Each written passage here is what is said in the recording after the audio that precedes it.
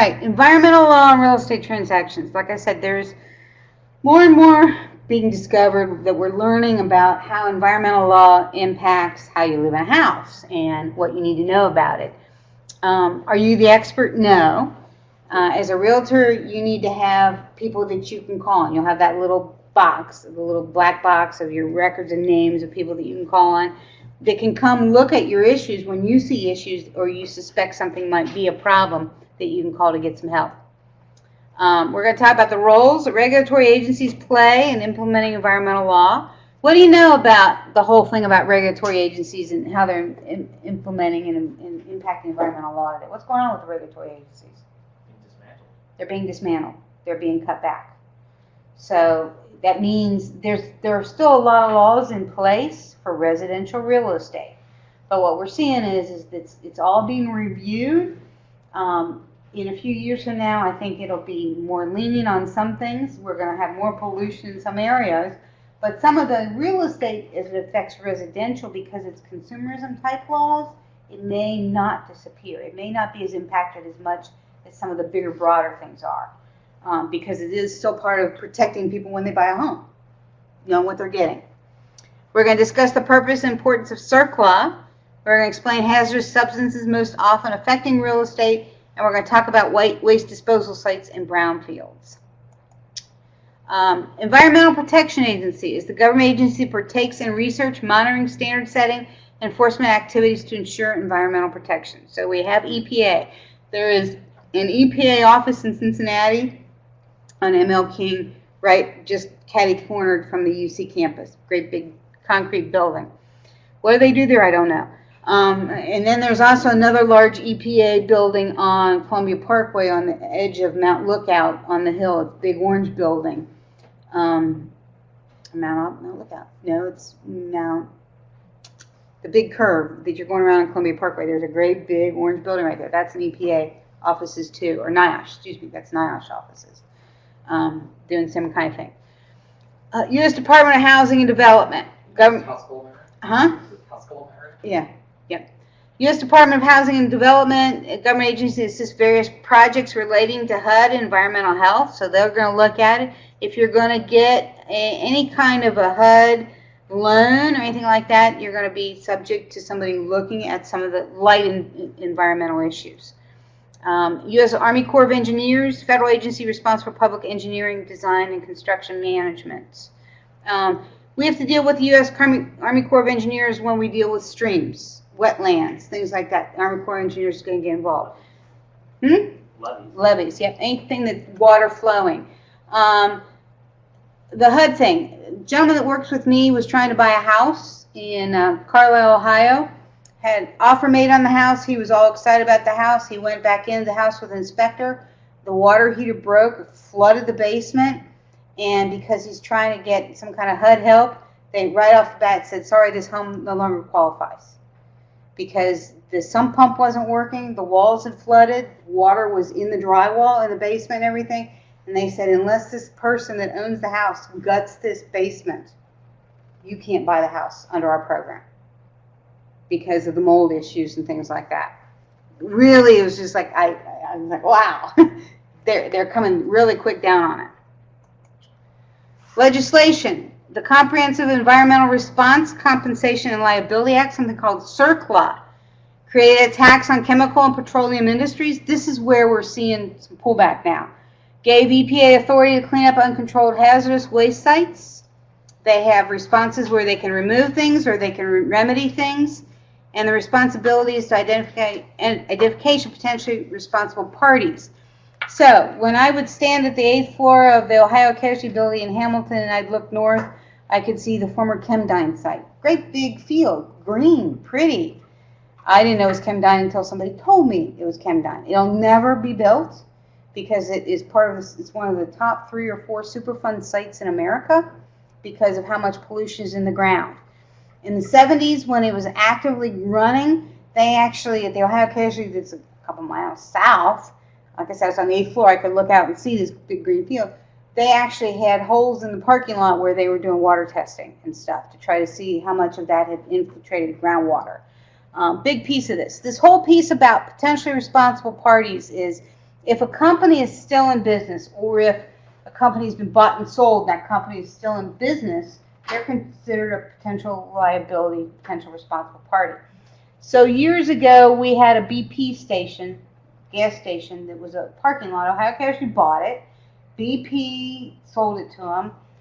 Years ago, the guy who did maintenance and facilities for Ohio Casualty tore the building down. And I called him. He's an older guy at the time. And I called him and said, well, what do you remember doing about the tanks? Not a dang thing. Okay, fine. So when we did the phase 2 environmental assessment, they were able to take some pictures with devices and everything, and they could see where the tanks were. The tanks had been pulled from the ground. They did testing, and no oil leaked or anything like that. But this was BP that owned this site, operated a small gas station there in Hamilton. BP is now owned, it's Ohio, is now owned by British BP. So there's still a responsible party, BP, out there. They bought Ohio, they bought all their liabilities. They own it. And if we had still had problems with the site, if we would have found contamination, we could have gotten an attorney to go after BP to get paid for that. And BP still has reserve funds set aside to clean up these sites. It's just you have to be proactive, find the problem, and then go file paperwork with BP to get them to pay for the cleanup. This is already cleaned up fine. There's no problem from it. So BP is the responsible party for Ohio. Somebody still exists. A lot of these things, Chemdyne, there isn't somebody that still exists. The company's gone. They're gone. So there isn't a responsible party that still exists. So we rely on government tax dollars to help us clean up or freeze the problem. Does for something like Chemdyne or whatever, or like your small mom and pops who like to run the dry cleaners with all the issues with the dry cleaners, does the property owner become the responsible party, even though the dry cleaner might have been there 20 years ago? It was never no phase 1 was done when the person bought it. Is the property owner now the responsible party to clean up if he tries to sell it or whatever? We have what's called innocent landowner defense. Okay, so part of the Ohio Casualty building was a small little center on 3rd Street there, and at one point in time it had a small dry cleaner as a tenant in the building. And back then, in the 40s and 50s, when we had dry cleaners as tenants in the building, they did all the dry cleaning there. All the trichloroethylene and everything is in the drains. It's part of the land. It's there. But innocent landowner defense is we go in, if we're going to buy the property, we do a phase 1. We do a phase 2. It's commercial property. The banks are going to make us go through that whole process. A phase 1, all they're doing, it's like a title history. They're just going back and over the course of the last 50 years or 100 years, who used the property? Who was the tenant or different users of the property? Was it a farm? Was it a tenant? What was it? And that's what a phase 1 is. It's a historical document of the history of the users of the property. Phase 2 is where they go in and they do testing. Phase 3 is where they go in and they say, hey, we found the problem, and now we're going to remove soils or we're going to remove contaminant.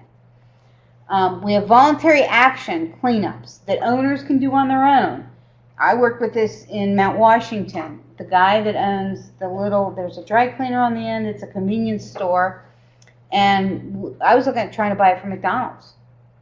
And he was going through what we call the VAP, Voluntary Action Plan, to clean up. He had hired engineers, he had all the testing done, they were removing all the soils, he was having testing done again to prove that he had done it all right. Went through the VAP process, had the seal of approval from the state of Ohio that he did it all right and done and good. Drive by it today, there's still a small convenience store there, there's now a laundromat there. McDonald's would not buy it because they said back then, this was in 98, 99 when I worked for McDonald's said, I'm sorry, we appreciate that the Ohio EPA has looked at it, but they're not the federal EPA.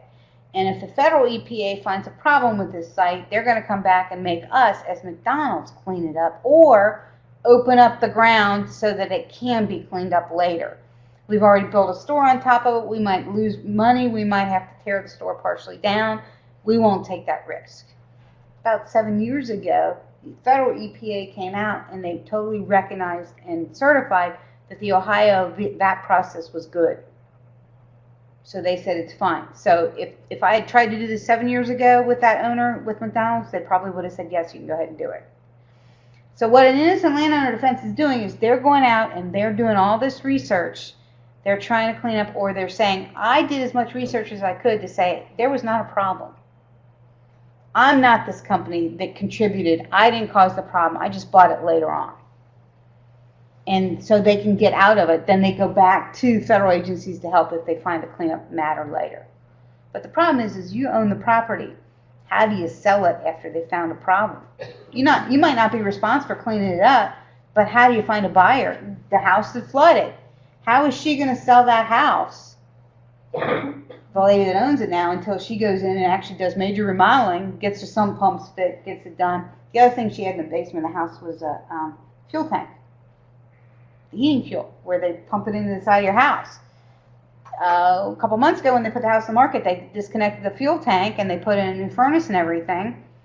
But when they disconnected the fuel tank, all they did was cut it off at the wall, stuff some rags in it, cut it off at the bottom, stuff some rags in it.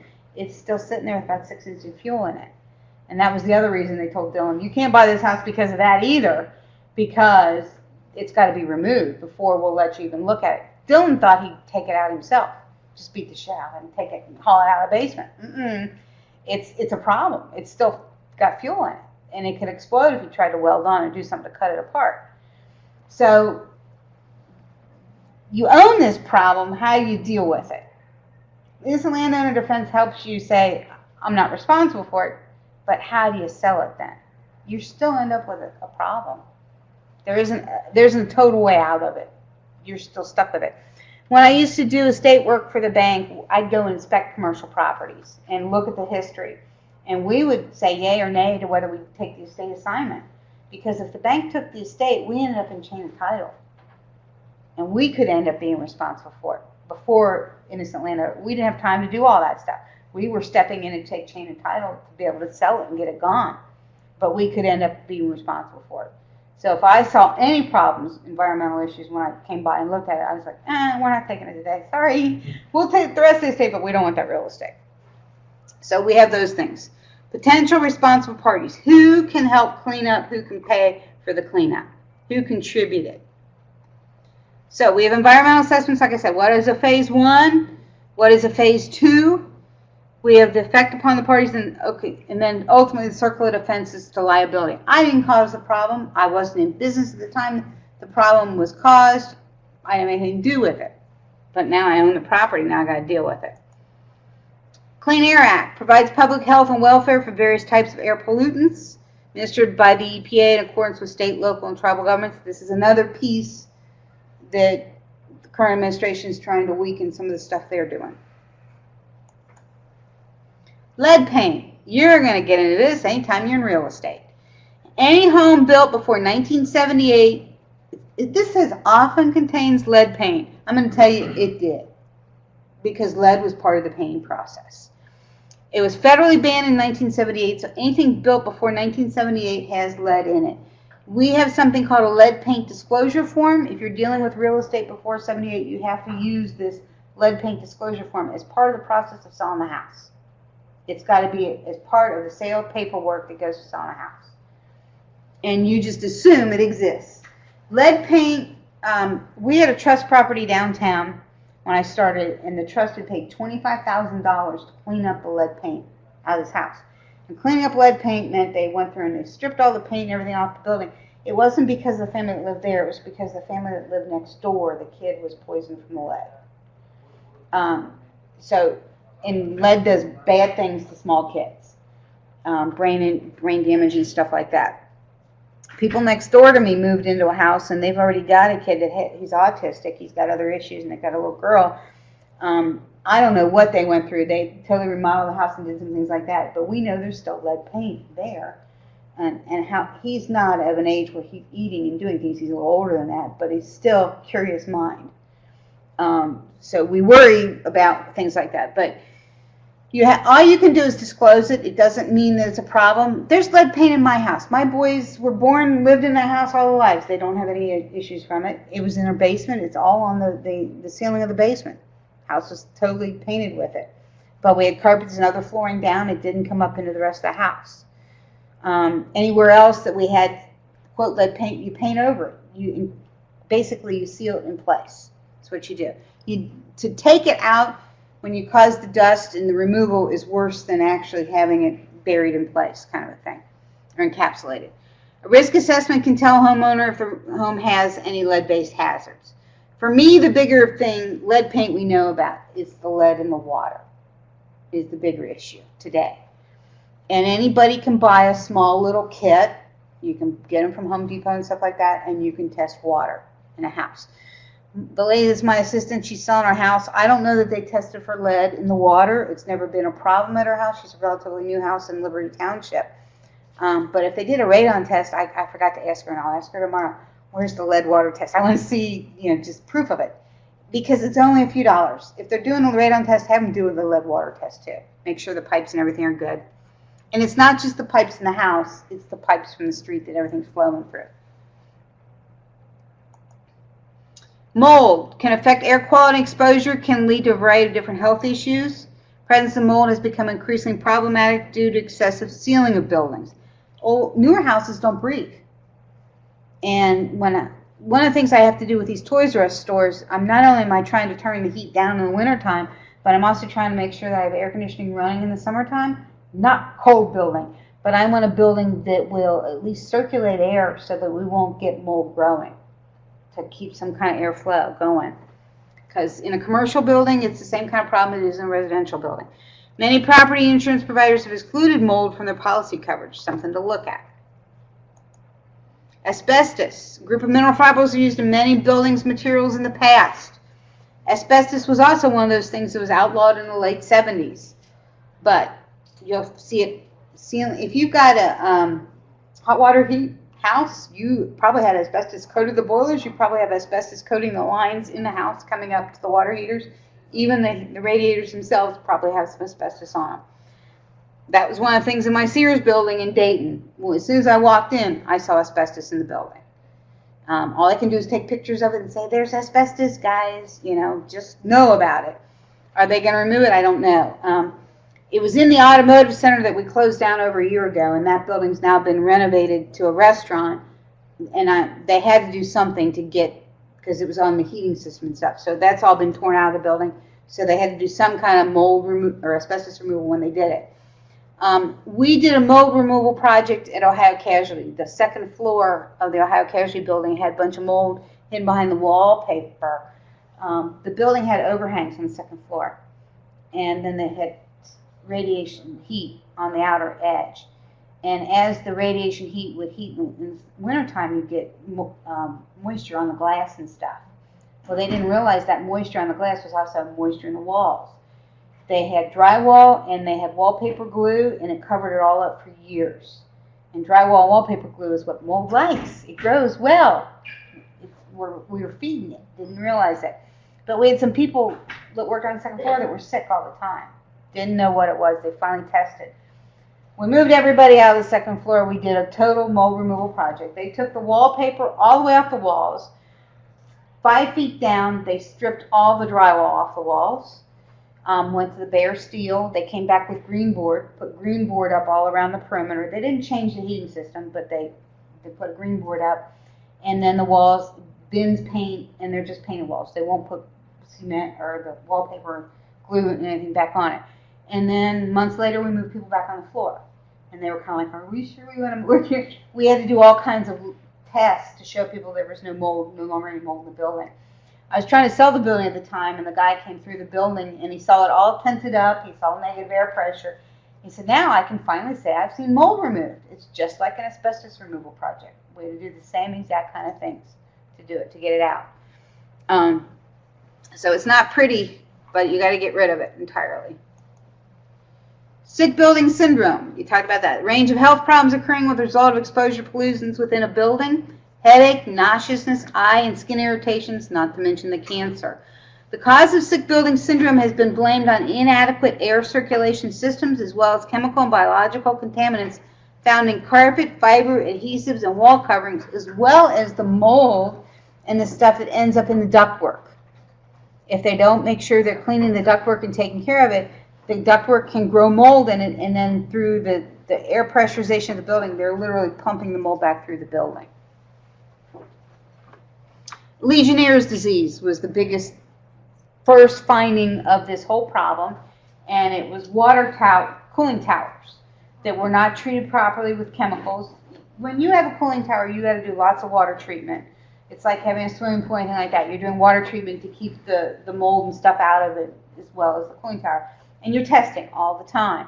If you're not testing, if you're not careful about how you're doing the water treatment, you're producing chemicals and mold and stuff literally in your cooling tower, and you're pumping it through the building. So that's Legionnaires Disease. Causes people to get sick.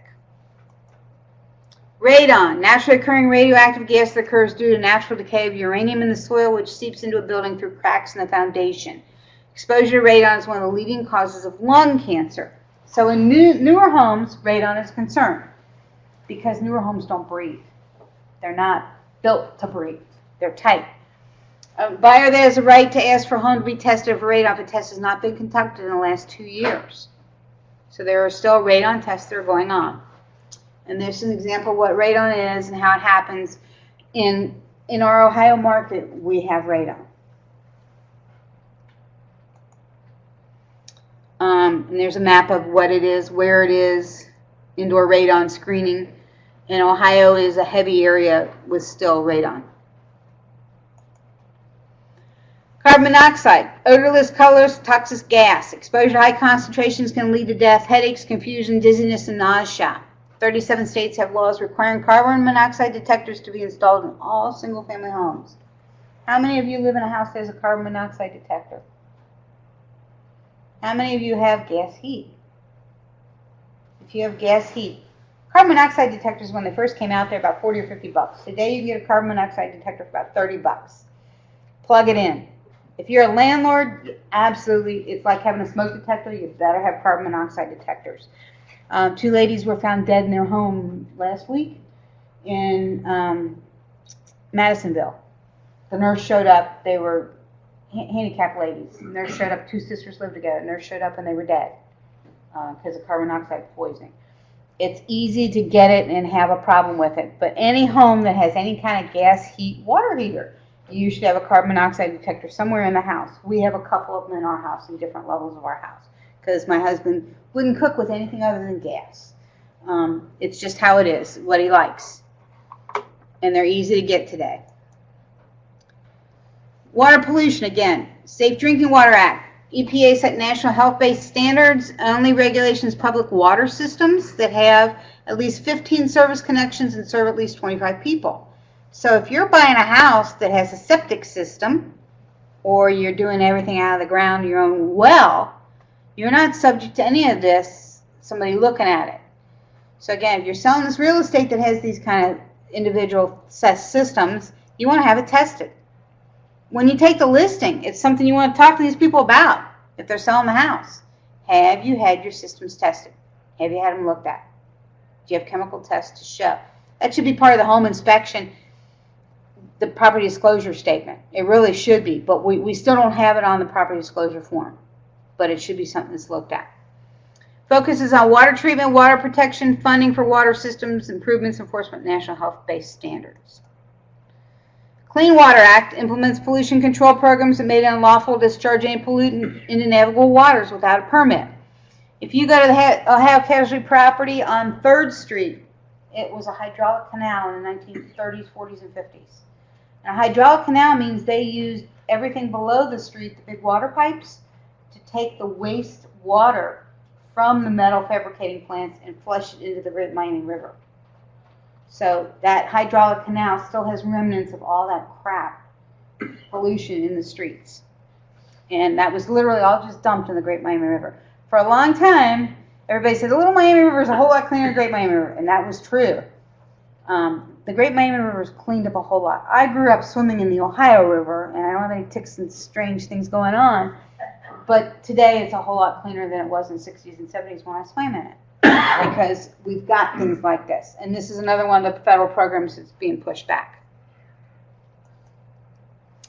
Waste disposal sites. Area of land designated for proper disposition of discarded discharge material. So if you take something, and so we have municipal solid waste landfills, most common, specifically designated to receive household waste, Rumpke. Hazardous waste landfills are subject to stricter state and federal regulations. If you buy a house and you remove the asbestos and you pay a contractor to remove the asbestos, your name's going to be on that asbestos removed, buried in the hazardous waste dump. You own it forever. Companies have this issue as well. You know, you remove the asbestos, you're going to own it forever, but it's contained and you know it's been taken care of and you're not breathing it. It's still a better alternative. But anytime you're dealing with these hazardous substances, you own them forever. So you bought the house, you didn't know it had it, or you discovered something later in life, and you find you got to take care of it. Asbestos, again, houses that are older probably have some asbestos in them. But if it's not friable, if it's contained, it's not a problem. Not friable means behind walls, not coming apart. It's not a problem. Why do anything with it? The old Inquiry building that I managed downtown, built in 1926, had a ton of hot water heat, radiation heat. Every column in the building has plumbing lines in it and heating lines in it. Every column in that building has asbestos in it. But every column in that building was encapsulated. So it's fine until you break into the column, until you break into the crew tower, same way. There's asbestos all over that building. But until you break into columns, it's still contained. But every time I had a plumbing leak in that building, when I managed it for a few months, every time I had a plumbing leak, it was like, okay, call the asbestos contractor. Because we do middle of the night, literally middle of the night removals. And when no tenants were around, we just send the crew in, do a removal, and not even tell them we were doing it. But because that was how they managed it. Not that it's right, but it was. Brownfields, abandoned, idled, or underused properties where the presence of hazardous substances, pollutants, contaminants, complicated redevelopment. The EPA established something called a Brownfields program to provide grants and assistance to clean up these sites. So in Hamilton, Ohio Casualty owned this great big parking lot, and part of it was a former machine tool company. Ohio Casualty owned the north end of the parking lot. The city of Hamilton owned the very south end of the parking lot. The city of Hamilton, it was the same machine tool manufacturer that had the whole site, but they ended up with part of the lot, we had the other part.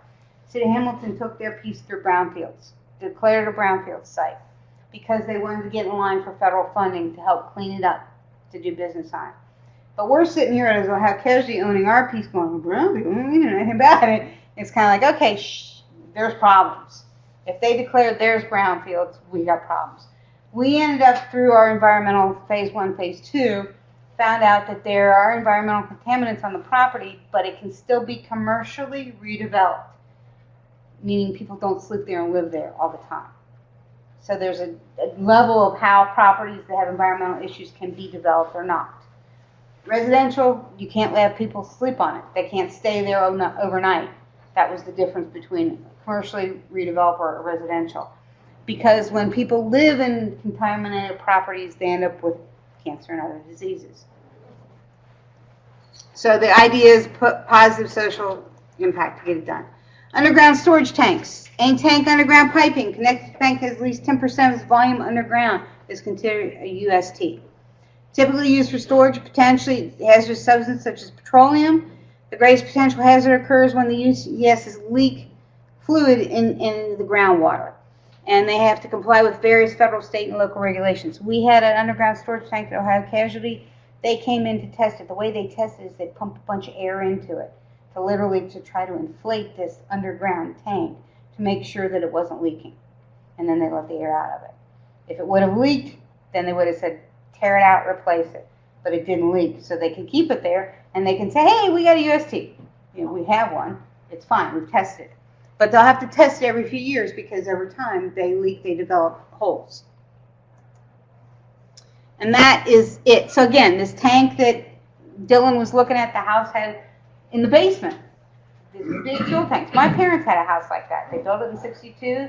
We had a guy that came by every few months and filled it with heating oil. Same kind of thing. And it was still in the house when I moved out of it.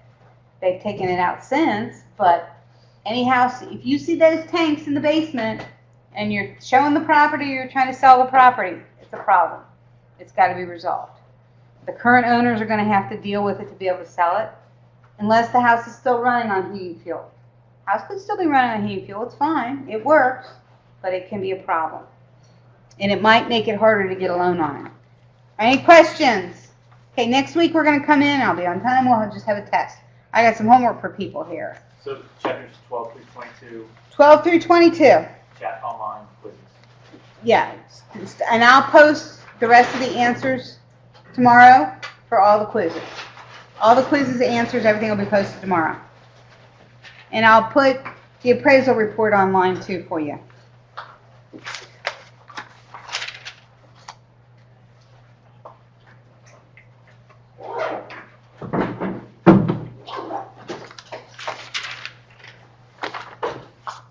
If you can come by and pick up your stuff here, if anybody's got papers that they gave me.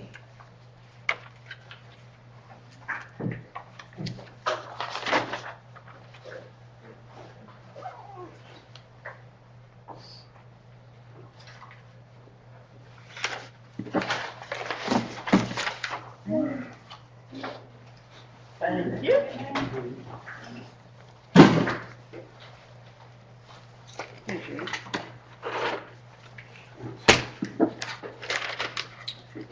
So I'm on Municipal. I can. No, I drove. No, I'm getting you on ride. No, okay. Oh. Face. Well, so we're both good. Yeah. Oh man. Oh, Well, okay. I was looking forward to You it. could make it out. Yeah.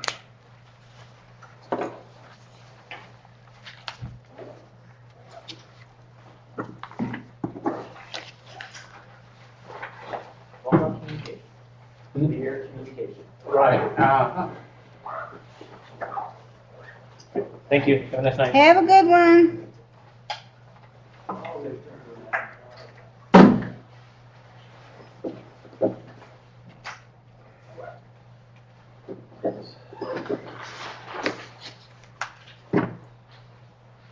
There you go. Thank you. Checking for like the roll here. Hmm? Just did the last two. Just looking at the things up there, looks like what happens. And are you gonna send out post all the quizzes? I'll get all that grades current, yes. I'll get all your grades current. So if you guys see anything missing, then just send them through to me, email. Are you missing anything from me or? I'm missing, look at that top line there, where I don't have a double check. 10, 11, 12, 13, 17, 18. That means I only got the quiz, I didn't get the chapter questions Thank you. Which chapter questions? for those chapters. At the end of the chapter, 10, 11, 12, 13, 17, 18. The questions at the end of the chapter in the textbook. Oh, in the textbook. Okay. You just Okay. gave me the quizzes. Okay, I'll get this to you. Is it 10, 11, 12, 13, 17, 18? Mm-hmm. Okay. Cool? All right. I just had a couple questions. Go ahead, ask what I'm doing. Well, I have, I just went out to my grades and I had like 8, 9, 17, 18 as not showing up. Okay, let me check them here real quick and we'll check to make sure you got them. It's a common thing. Because I haven't updated in a couple weeks. Okay. That's the reality. Let's see here.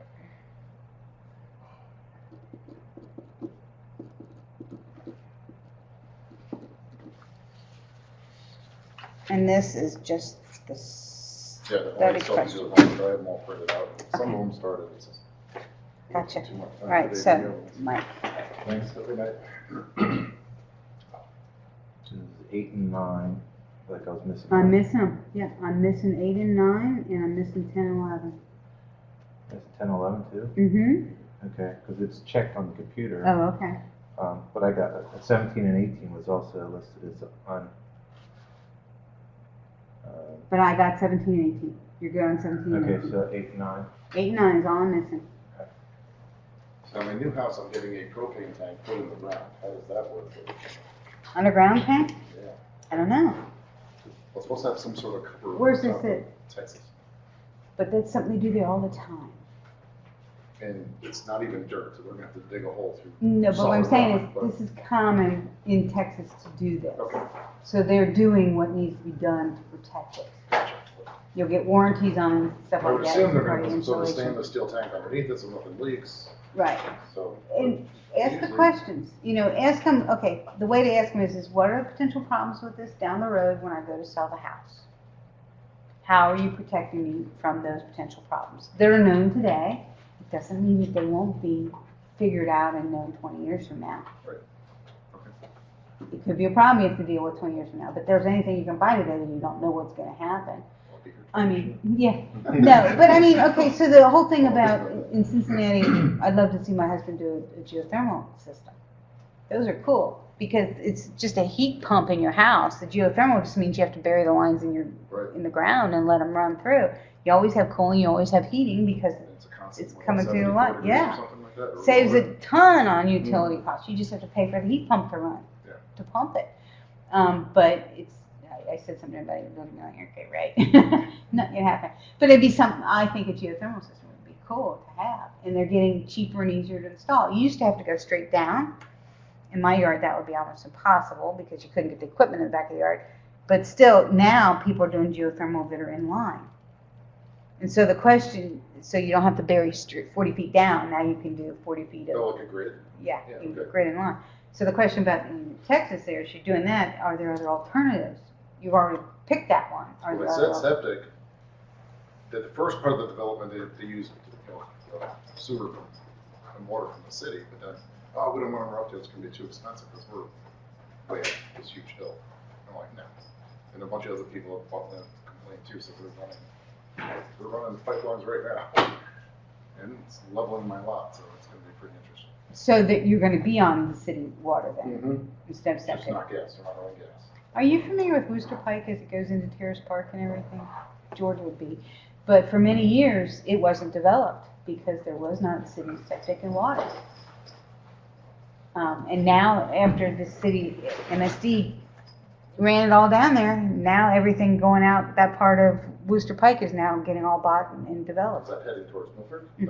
Okay. Mm-hmm. You guys kept talking about cities, or even town, I know nothing Yeah, about it. heading toward Milford, heading toward Milford. But it's, it's because in the west side of Cincinnati is just finally now developing because the west side didn't have utilities all the way out west. Harrison Avenue and stuff like that. Now they've got them, and now you're seeing a bunch of building and stuff going out there. Because people weren't going to do septic. They wanted city water. Yeah. You got 'em? Yeah, 8 and 9.